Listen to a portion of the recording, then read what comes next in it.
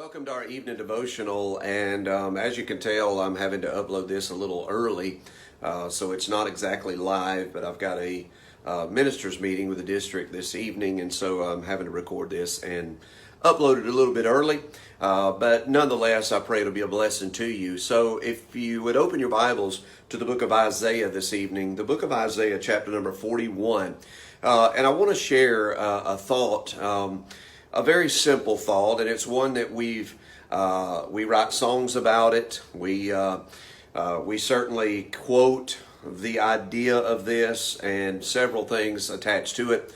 But I want to look a little deeper into it. It's become so cliche in modern Christianity that it almost has lost its meaning. And you'll know what I mean in just a moment. Isaiah 41, and let's read in verse number 8, beginning in verse number 8. Isaiah 41 and verse number 8. It says this: "But thou, Israel, art my servant Jacob, whom I have chosen, the seed of Abraham, my friend." And I'm going to keep reading in just a moment, but I want to highlight those two words. And that's kind of the title, if you will, of this devotion this evening, is those two words: my friend, my friend. God says that Abraham, he calls Abraham my friend. He says Israel is special. They are chosen because they are the seed of Abraham, my friend. That's what the Lord is saying. So now let's read on in verse number 9, if you will. Look in verse number 9. "Thou whom I have taken from the ends of the earth and called thee from the chief men thereof, and said unto thee, Thou art my servant. I have chosen thee, and not cast thee away. Fear thou not, for I am with thee. Be not dismayed, for I am thy God. I will strengthen thee, yea, I will help thee, yea, I will uphold thee with the right hand of my righteousness." These are things that God has committed to us because we are connected to Abraham, God's friend. Let's keep reading. In verses 11 and 12, he talks about how he'll scatter the enemies, and I won't read all that for the sake of time. He just says, look, those that are incensed against thee shall be ashamed and confounded. He goes on to say, look, they're going to fight against you in vain. I'm going to defend you. Pick it up and look at verse number 13. "For I, the Lord thy God, will hold thy right hand, saying unto thee, Fear not, I will help thee. Fear not, thou worm Jacob." Notice how he says that. He says, "Fear not, thou worm Jacob, and ye men of Israel, I will help thee, saith the Lord, and thy Redeemer, the Holy One of Israel." Now, I want to just talk to you just briefly, and I won't keep you super long, but I just want to talk to you about those two words, my friend. Think about that statement, that God has said that a human, a finite human, someone that is has no ability to reach up to where God is. We have no ability to give God anything of necessary value, of intrinsic value. We are worthless. We are absolutely broken, empty. We have nothing to give to God. And yet God demonstrates the absolute purest form of friendship. God says about Abraham, he says, matter of fact, he's speaking of Israel, and he said, "Israel, you're my servant." And he said, "I've chosen you because you're the seed of Abraham, my friend." Now, it's not just simply isolated to Abraham. Do not miss this. It is not isolated to Abraham, because as you go along and you go into the New Testament, Jesus himself says, "You are my friends if you do whatsoever I have commanded you." You are my friends. That's what Jesus said. You are my friends if you do whatsoever I commanded you. And therefore, he says he's not only going to, he said we are servants, but he said, I don't just call you servant, because the servant in the context of just being a servant, we are servants, but he said you're not only a servant. Because he said in the context of being a servant, you don't know what your master does. But he said, I've not just called you servant. He said, but I call you friends because I'm showing you what needs to happen. I'm showing you what you need to do. I'm showing you what I'm expecting out of you. Now think about Abraham. Abraham was a man of 75 years of age or so, and he was back home in an area called Mesopotamia, or Ur of the Chaldees as it is referred to, a place that is the modern day area of Iraq. It was the place of ancient Babylon and those places. He was living there with his family. And the Bible tells us, the commentary on that, if you will, as you read in the book of Acts, the New Testament commentary of that, when the great man of God, Stephen, is preaching, he gives us a little insight into Abraham's life prior to moving to the Canaan land area, if you will. He said that Abraham and his family were pagan worshipers.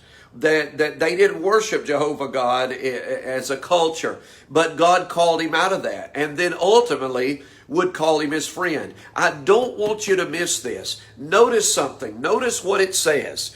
It says that God called Abraham his friend. But remember, he called him first as out of an enemy, if you will. He called Abraham from among the enemies of the Lord, those pagan worshipers. He called Abraham when he was basically an enemy to God. And later, he would call Abraham his friend. Did Abraham make mistakes? Did Abraham go through times of doubting? God, certainly, we all do. But Abraham had great moments of triumph because he was committed to his God. He was devoted to God. He was devoted to all that God is and all that God was asking. And God said he was my friend. Matter of fact, it doesn't even say was. I need to, I guess, clarify that. He doesn't say Abraham was. He said, Abraham, my friend. You remember Jesus, when contending with the religious of the day, said, Abraham rejoiced to see my day. In other words, he rejoiced to see what was happening, the will of God for the gospel's sake. What was demonstrated with taking Isaac up the mountain would be fulfilled in Jesus on Calvary. And Abraham was ecstatic to see what was going to happen.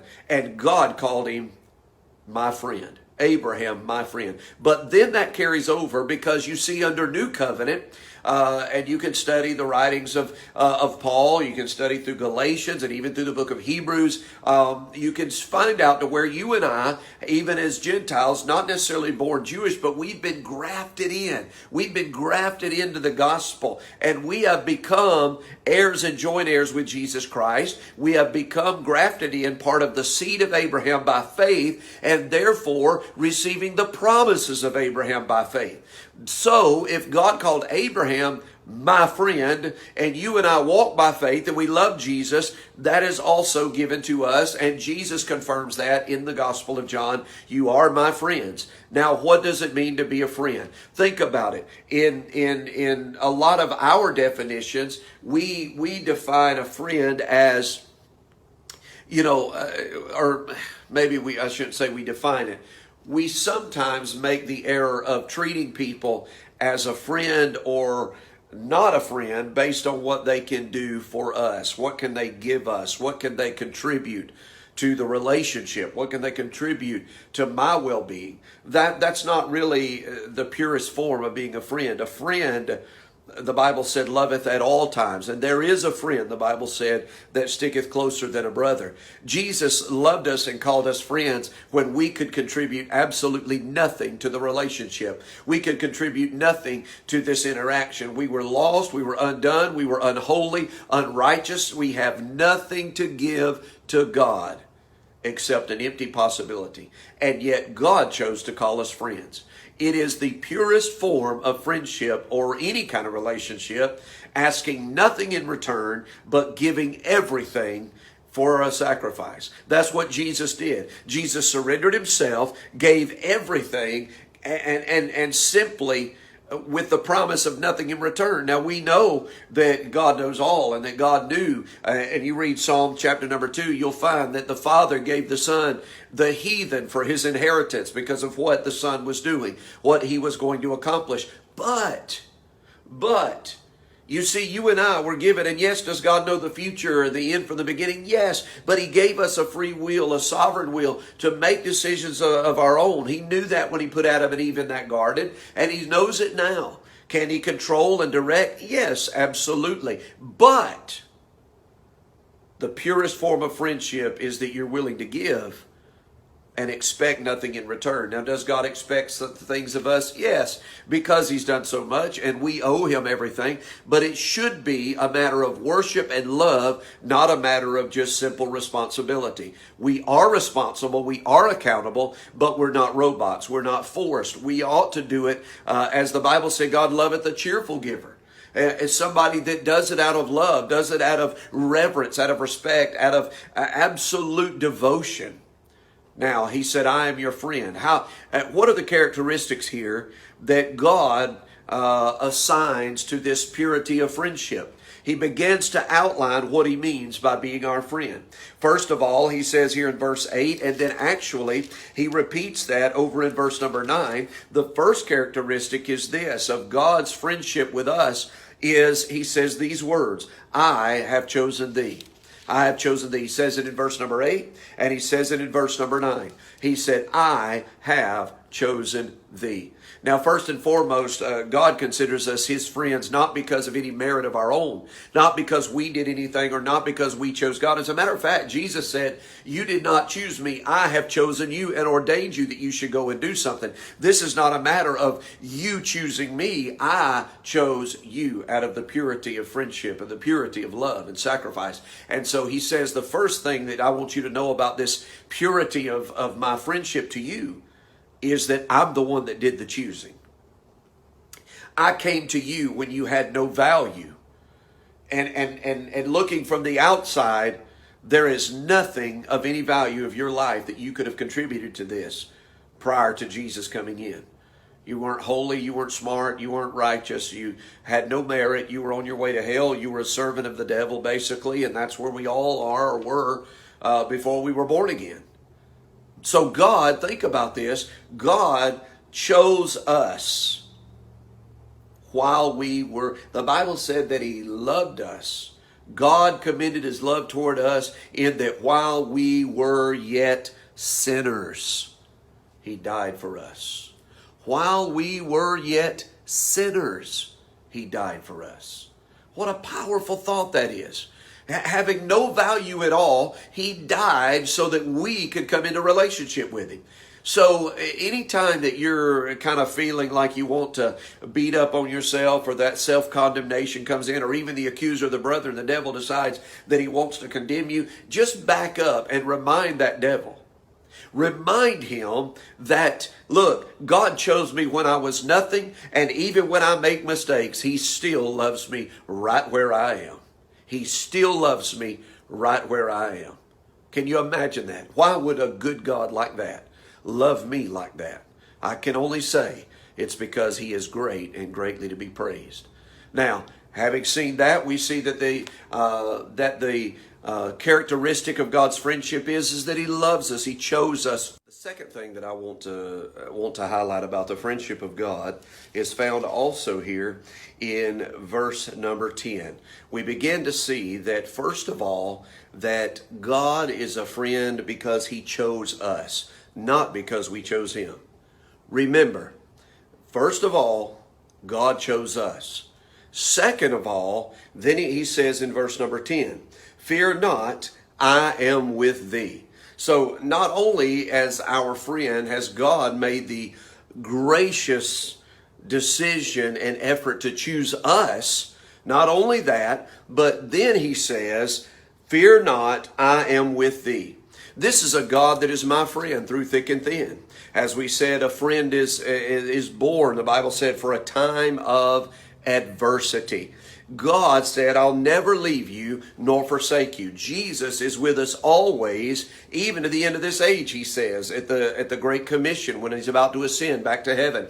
And so one of the great, great blessings of the friendship of God is not only did He choose me when I was undeserving of that and remain undeserving of myself, but secondly, He said, don't be afraid. I am with you. Of Isaiah 41:10, he said, fear thou not, I am with thee. Be not dismayed. In other words, I don't have to be confused. I never have to feel lost. I never have to feel lost. You want to know why? Because I have the companionship of the Lord. I have the companionship of the Lord. The Bible talks about that it's better that there be two. In case one falls, there's another to help him get up. And two walking together, when they're agreed, there is power in that. And let me tell you that one of the great aspects of the friendship of God is the fact that, number one, he chose me when I didn't deserve it. And number two, he said, I am with thee. No matter what I'm going through. Now, I'm not stepping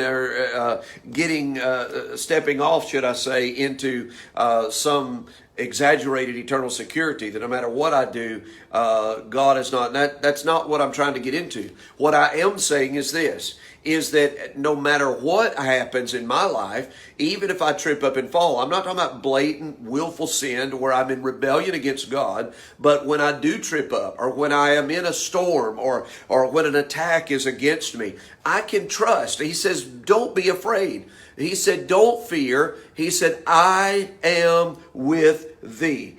I am with thee. Isn't that powerful? He said, I'm there. I'm there. Like whether he feels like he's asleep in the boat or whether it feels like he's not watching. Listen, both of the times that we read of Jesus and the disciples being in a storm on the Sea of Galilee and being overwhelmed, in one of those times Jesus was asleep in the boat. In the other time he had went up into a mountain apart to pray. And he sent them on across. And the Bible said he saw them toiling through that storm, and he came walking to them on the water. When they thought he was back there and that he sent them on to go without him, he never took his eyes off of them. He was there. When they thought they would die, Jesus is walking on their problem. When you think the devil has got the upper hand, or when you think the crisis, the cancer, the storm, whatever it may be, when you think it's got the upper hand, never forget, Jesus will either be in the boat with you. He may seem silent, but he already knows the direction. He's already commanded a blessing. He's either there or he's walking on your problem. Either one, you're in safe hands. It doesn't matter how bad the storm is. Jesus is not afraid of the storm, because remember, everything that is against you is under his feet. Even though those waves may be 100 foot high, but it does not matter, because Jesus walks on the storm. It makes no difference. He was either asleep in the boat or he came walking on the storm itself, on the sea. And of course, Peter got the exhilarating experience of getting out and walking on the water. Whether he sank or not is immaterial. He did what no other disciple dared to do, and he walked out where Jesus was. Now, that's number two. He chose you, and number two, he said, I'm with you. What a great aspect of friendship. Now let's look at number three. Now number three is in the same verse, verse number 10. It begins like this. It says this, fear not, I'm with thee. Do not be dismayed. I'm thy God. And then he says, I will strengthen thee. Yea, I will help thee. Now I'm going to combine those two. He said, I will strengthen thee and I will help thee. They are one and the same. So I just call the third aspect of this friendship is God says, I will help you. What a great friend he is. You need help. You know what? When you're going through things or you need to move furniture, you got projects, who do you call? You call your friends first. And if they, especially if they owe you favors, and you say, hey, you remember when I helped you last year? You remember when I helped you move that stuff? Hey, well, I'm cashing in my favors. I need some help tomorrow. I've got to do this, do that, whatever it is, you call up your friends. But you see, God says, I will help thee. Now, he doesn't owe us any favors. We've never done a thing for God that merits a favor from him. We've never deserved a single thing. But God not only says, I chose you, I'm with you, and when you need me, I'll help you. That's a friend. A friend is somebody you can call and they don't gripe, grumble, complain because they've got to come over and do something. They're your friend. They say, yeah, I'll be over in a few minutes, or, well, I can, but I'll be over as soon as I can, or maybe we can do it tomorrow. But nonetheless, you have a relationship with that friend, and that friend is willing to help. But how beautiful it is when you've got God as a friend who is willing to help. He said, I'll help you. But notice what goes along with that. He says, I will strengthen thee. That's part of the help. I will strengthen thee. And now the fourth characteristic about the friendship of God is also found here found in verse number 10. And after he says all this, said, fear not, I am with thee. Be not dismayed. I am thy God. I will strengthen thee. Yea, I will help thee. After he has chosen us, he said, I am with you. He said, I will help you. And he said also, number 4, I will uphold thee with the right hand of my righteousness. And then in verse number 13, he says, for I, the Lord thy God, will hold thy right hand, saying thee, fear not, I will help thee. He says, I will hold thee with the right hand of my righteousness. How powerful that is. Now, it would be an endless sermon if I were to go into all the details of what it means to be at God's right hand. We know who is at the right hand of the throne of God. It is none other than Jesus Christ. So when God makes a promise to be our friend, he says, I'm going to uphold you with the right hand of my righteousness. That right hand demonstrates power. When you find in Scripture that talks about with the right hand or the right hand of power, it is an illustration or a symbolic statement of strength and of power. And we know Jesus is at the right hand of the throne of God. He's at the right hand of the Father. There are many, many, many, many verses of Scripture throughout the New Testament that demonstrates and proves that point. So I can't go into all of those in this devotion, but I just want to say this. When God said he will uphold you with the right hand of his righteousness, listen, that is none other than Jesus. Jesus is his right hand. He is the arm of the Lord, if you will. And he says, I will uphold you, not just because of who I am, but because of what I've done. And my son has become a man, Emmanuel, God with us, walked in your shoes, if you will. He has conquered. He was tempted in all points like we are, yet without sin. He said, I'm going to uphold you with an individual who knows where you are, who knows where you're coming from, who knows what you're battling against. And that is Jesus Christ. Think about this. He says in verse number 8, he says, I've chosen you because you're the seed of Abraham, my friend. But then Jesus adds us to the equation when he says, you are my friends as well.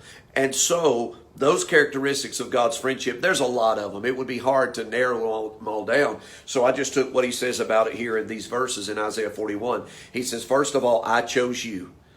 That's the purity of friendship. He didn't wait to be chosen. He didn't need to be chosen. He said, I chose you. Jesus, of course, reinforces that. And remember, he says, look, I chose you. You didn't choose me.